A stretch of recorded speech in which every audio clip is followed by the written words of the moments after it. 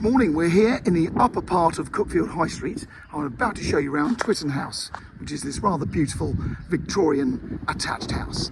The owners have been here 16 years. They moved down here from London some years ago and couldn't believe that they could buy such a beautiful home, which they've loved living in. They want to stay in the village.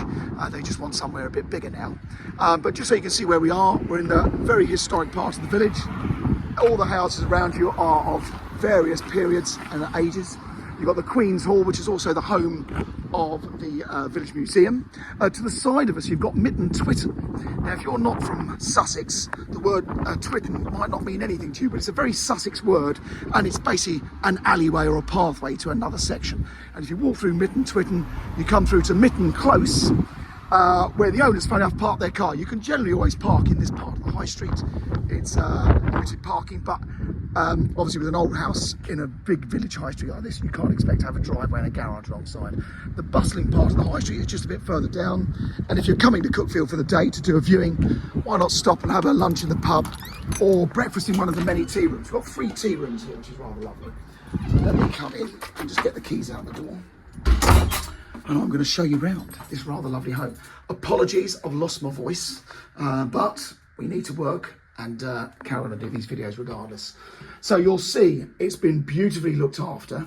The house had a single story extension to the rear, so the footprint, the ground floor, is significantly larger than the first floor, but I'll show you as you go around. So the front room, beautiful bay-fronted living room with a fireplace and a wood-burning stove. Don't be misled, that is actually a TV rather than a marvellous piece of art. And if you wanted to buy it, the owners are happy to sell it separately. Our friend here is part of the fabric as well. But lovely position right in the high street. So a beautiful sitting room or quiet little room, the snug, whatever you want to use it as. This inner lobby, it's worth showing. I've slightly pulled these drawers out because all of these are rather fancy, deep storage drawers, and you've got an even bigger cupboard going back under the stairs there. But what a great little place to put your boots on every morning. Have everything hidden away there. The other living room with a rather impressive inglenook fireplace. Now that is obviously on the back of what would have been the house next door many years ago, I guess, because that's a much older house, Maybellies. So you're on the back of their chimney breast, but look at that. Now that is much older than the original house. The other big thing worth a mention is, although we're in the conservation area, the property is not listed. So that's done. You've got this box bay window here with a seat. So another lovely room. I mean, take your pick, which one do you have as your main living room? Pretty little alcove there with storage, and then very much the study area. Rather lovely. And then there is a cloakroom downstairs. I'll show you that in a minute, but come and have a look at this. What a beautiful sitting area off an already fabulous big kitchen. So huge kitchen, you've got beechwood units. These are all granite worktops. I've noticed there's 2 freezers, there's a dishwasher. You've got a double oven there as well. All the storage you could wish for. Plenty of room for a big table and chairs. And from an entertaining point of view, rather lovely with that big roof lantern. And then what every house should be built with these days, look at this, a proper pantry. All the storage you could wish for all your food, keeps everything cool. Looks like they've got the washing machine or a tumble dryer out here. And the boiler. I'll take you in the garden in a little moment, but let's go around the inside first. And then another study or playroom or whatever you want to call it. So just to recap, you've got the front living room, the middle living room, the sort of dining come study area in the other room, and this room. So 4 rooms plus that huge kitchen. As I mentioned, the ground floor footprint on this house is very, very large. And then pretty little downstairs loo with latch doors. There's loads of character. I mean, it is been beautifully updated over the years, but is still retaining a lot of that original character. Up here on the landing, should have said, you've got that really early Victorian, almost Georgian handrail and staircase. And then look at this bathroom. Lovely bathroom, very handy cupboard over the stairs. Huge corner bath. The vanity unit there, a recessed mirror. Front room. I'm guessing before the house was extended, this would have probably been the main bedroom. And again, very much looking up the high street. Now, I mentioned obviously parking. Just up on the left is also the entrance into one of the parks in the village where you've got the tennis club. At the bottom of the high street, you've got the ancient church. The village is surrounded by a glorious countryside. And if you have children and need schools, we're very fortunate. We've got an excellent primary school with Holy Trinity. And we've got the Walden Park Secondary Academy.